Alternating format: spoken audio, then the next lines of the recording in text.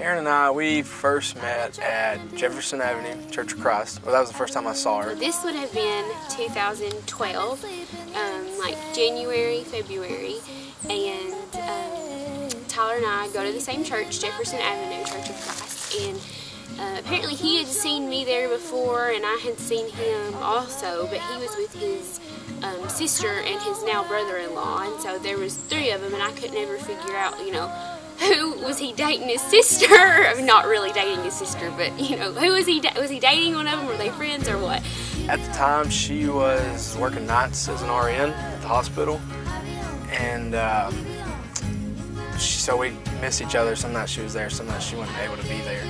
But I seen her a few times. We never talked. I knew one of her friends, and I didn't even know Terann's name at that time, so I added her friend on Facebook. He kind of met in my spare bed and had actually looked through it on the Facebook and to try to find out my name, which I didn't know. I messaged her first on Facebook, and we just talked a little, and I had to play the Mr. Cool, and was like, hey, here's my cell phone number. I don't get on here much, so just text me sometime. And I was like, well, here's my phone number. If you want to text me, you can text me. You know, I'm not going to text you first. That's not how I operate. And he texted me, and the very first day that we actually had talked, or text message, I guess, was February 28th, and that was his birthday. And we've talked every day since. It's been almost 3 years. It'll be 3 years in February. So that was the first time we talked, and we kind of just, you know, we text every day since then. When we first started dating, it was kind of rocky just because we weren't really dating, we were more friends. And I was trying to fix him up with my friend Sarah Beth, but he wanted to date me. And apparently everyone knew it except for me. And then it kind of all came out, and he was really worried that he was going to like ruin a friendship. And obviously he didn't. We're still really good friends. And it all worked out, but apparently, according to Tyler, it was a very stressful time for him. And at one point, I thought he was trying to play both of us and like trying to date me and her. First time we ever hung out was she came over to my apartment. She just got off work. After I had worked, you know, 12 hours, and I had on like sweatpants. And I remember I took a Diet Dr. Pepper and Starburst jelly beans, and we just sat on his couch. We were going to watch a movie, but we ended up just sitting on the couch talking all night long. And then we had, they would have fires at the house, you know, in the backyard, and I would go over there some for that. We just kind of started hanging out, and of course we were friends more than we were anything. Our first official date was March 16th. We went to El Tap Mexican restaurant in Cookeville, and we just talked and hung out, and that's how we met.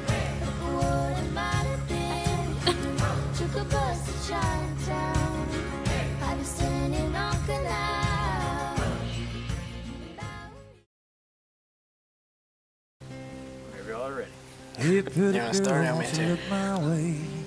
I'll start. It was on 4th of July. This year, 2014. Yeah, 2014. We went up to your aunt's for a cookout for 4th of July. I already had it planned before that. I was doing it that day. Her parents knew, my parents knew, and a couple of her friends, they knew. And so I was nervous all day. Didn't show it too good. I mean, I was pretty calm most of the day. And but I had it planned. I told her we'd come down here and watch fireworks and go eat. And we had been to this certain spot over here before, and so I told her, you know, let's just run down there and we'll just, you know, sit here for a little while and hang out until the fireworks start, and then we'll come up and watch them. And she's a very curious person, so I had to do some tricking. Well, I had been waiting for 2 years to get engaged. I was ready. I was beyond ready. She's curious. She always wants to know what's going on. So it was my goal. My mission was to not let her know and to surprise her. And we'd always said I wouldn't do it on a holiday or anything like that. So 4th of July, I didn't have it planned like that. Wasn't set in my head. It just kind of happened that way. Previously, before we even went to her aunt's 4th of July cookout, I was trying to figure out the ring box. Where am I going to put the ring box? Because it was big, and I wanted to leave it in the box. I'd put it in my gun holsters and try to slide it in my back. I was trying to think of everything.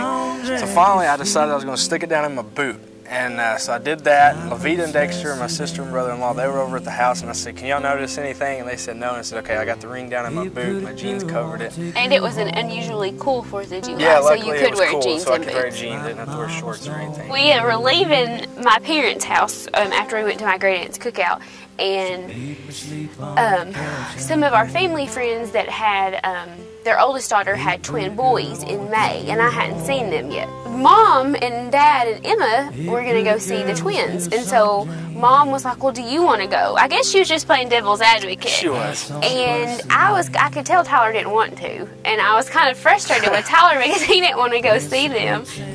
You started in Cookville that he had to go to the bathroom. So then through Jackson County, he said again, I have to go to the bathroom. I did. And this whole time, my parents, her parents, and my sister and brother-in-law and another couple of friends we had, they were down here hiding. They were waiting for my truck to come by, and then they was going to give me like 2 or 3 minutes, and they was going to come behind us. Levita and Dexter, I had them come down here and make sure nobody was on the trail before I came down here. They came down here like 30 minutes before. He ran down here.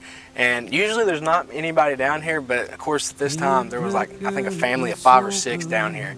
And he had to ask them to leave, and they did, and that was good. And he had to run back up because he was afraid that we was going to meet each other. And so we got here, and I was like, yeah, I need to use the rest. She's like, are we going to go eat first? And I was like, no, I'm going to go in here and use the bathroom. We'll just walk down there to the bench, and we'll sit there and hang out for a little bit. And so we get out of the truck, and we start walking. She's got to go back to the truck. So now I'm freaking out thinking everybody's going to show up, and we're going to be here, and she's going to know. And so I just said, forget it. I said, I don't need to go to the bathroom. She's like, well, it's just right there. And I said, it's a 1-seater. Somebody went in there. I'm not going right now. And she believed me, so we walked on down here.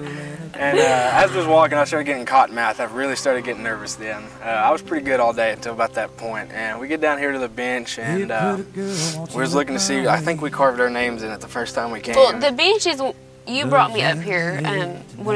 I guess the first time you brought me to Rebel in Springs. Probably, yeah. You brought me up here, and because this is where you grew up camping, so it was this, kind of a special spot, and we were gonna go back here and look, and we were trying to find our names in the bench. Yeah, we was. And then I don't know if it was you or me. We said, let's take. She always likes to take pictures, so I said, let's take a picture. It was you. And so we took one, and I was about ready to do it. And she's like, let me see the phone. Let me see it.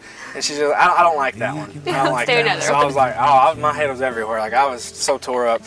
And so we took another one, and I looked at it, and she's like, let me see it. And I just told her, I said, what if I told you this was the last picture we took as boyfriend and girlfriend? And she just looked at me like, what do you mean? Like, she still didn't recognize what was going on. And then I got down on one knee. She immediately started crying.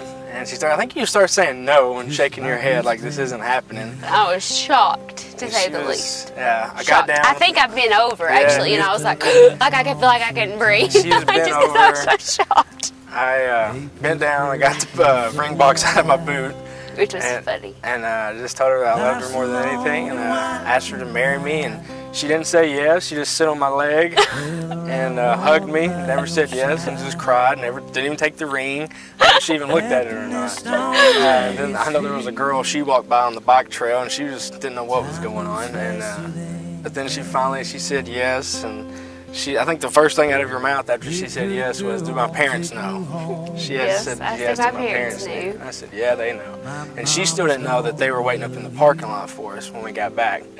She thought they was at home. I said, let's go up here and let's go call them.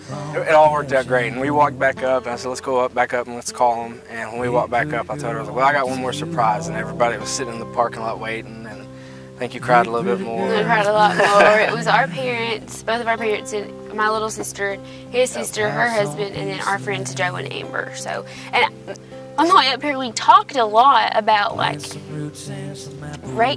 our growing up and raising kids. And then something was said about the 4th of July, and I said about fireworks, and I had said the only thing that would make it better is if you were down on one knee. Because like I said, I was ready. I was beyond ready. It was time. I said, you told me never to propose on a holiday, and so we kind of played it off like that. That's how I played it off. We kind of just laughed it off and went on. Yeah.